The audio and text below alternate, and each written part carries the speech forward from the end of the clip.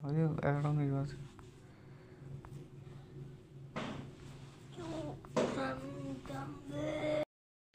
Hello everyone, আসসালামু আলাইকুম। Video শুরুতে আপনি দেখতে পাচ্ছিলেন যে আমার কয়েকটা ভিডিওর মধ্যে পুরো একটা পিকচার সিলেক্ট করা। তো আপনাদের মধ্যে অনেকেই কনফিউজ যে এটা কীভাবে করতে হয়। তো এই কাজটি শিখতে পাই আমার 5 বছর লাগছে, কারণ এটা আমি নিজে নিজে শিখছি, কারো কাছ থেকে শিখতে হয় না, এর জন্য 5 বছর লেগে গেছে, বুঝতে পারছেন।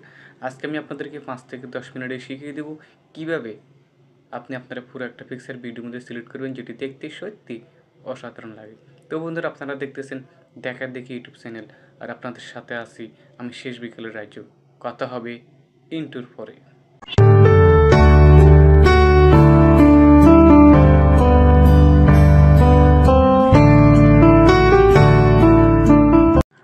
বন্ধুরা, এখন আমরা চলে আসলাম আমাদের গ্যালারিতে থাকা আপনার একটি ফটো আপনি স্ক্রিনশট নিয়ে নেবেন, এটা আপনি আপনার পুরো ভিডিও জুড়ে সিলেক্ট করতে চান।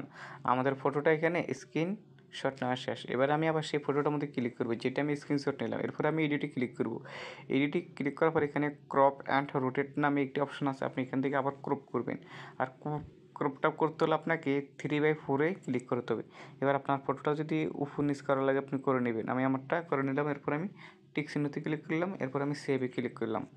এবার এটা আমাদের এখানে সেভ হয়ে গেলো। এখন আপনাকে কী করতে হবে, ফটোটাকে 9টি ভাগে ভাগ করতে হবে, অর্থাৎ 9টা ভিডিও জুড়ে আপনার একটি ফটো এখানে সিলেক্ট হবে। এবার 9টি ভাগ করার জন্য আপনাকে কী করতে হবে, একটি অ্যাপসের প্রয়োজন হবে। অ্যাপসটির নাম হলো পিক্সেল ল্যাব। এটা আপনি গুগল প্লে স্টোরে পেয়ে যাবেন। আমি পিক্সেল ল্যাব অ্যাপসে ক্লিক করলাম। এবার আমাদের এখানে গ্যালারিতে আসছে, আমি পূর্বের সমস্ত কিছু কেটে দিই। তো আমি আবার এখানে ক্লিক করি।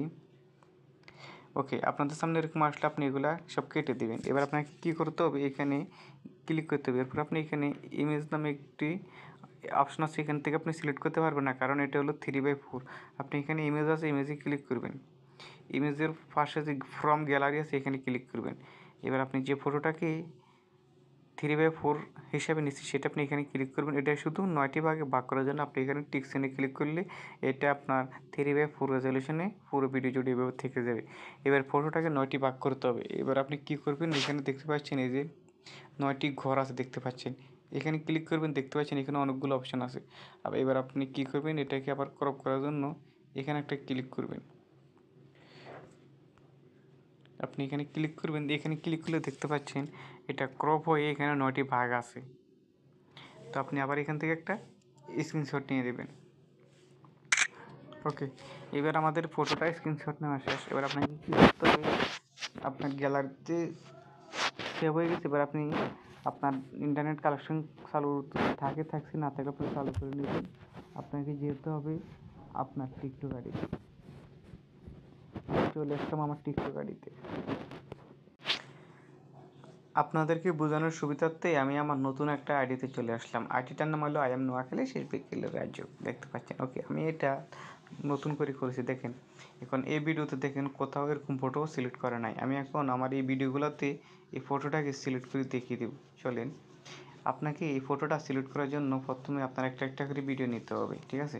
ধরুন আমি এখন উপরের 3টা ভিডিও বাদ দেওয়ার নিচের 9টা ভিডিওতে ফটোটা সিলেক্ট করব। এখানে ক্লিক করব, একটা ভিডিওতে ক্লিক করব। এরপর 3 ডট অপশন আছে, এখানে ক্লিক করব।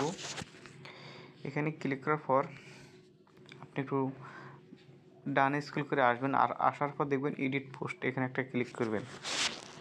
এখানে আপনি এডিট কভারে ক্লিক করবেন।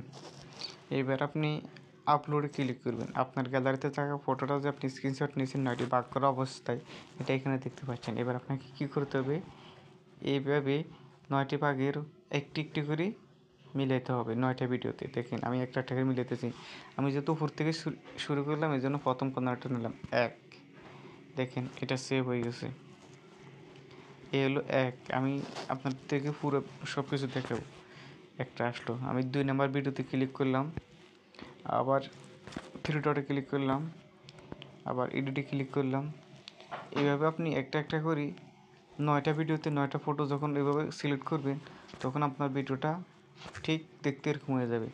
তো আপনার কিছু কিছু ভিডিও এখানে একটা ডেট থাকে, ডেটের বাইরে আপনি এটা পোস্ট করতে পারবেন না, আপনি যদি আগে থেকে একটা কভার ফটো সিলেক্ট করেন। এভাবে আপনি 9টা ভিডিওতে করে নেবেন।